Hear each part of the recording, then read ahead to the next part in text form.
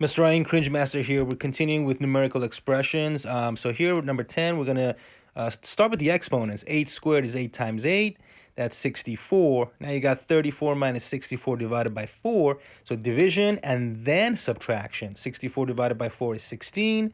34 minus 16, that is 18. All right, let's do another one. Here's number 14. That's a long one. So grouping first, parentheses, 15 plus 3 is 18. Then exponents, 3 squared is 9. Now you have multiplication and division, so left then right.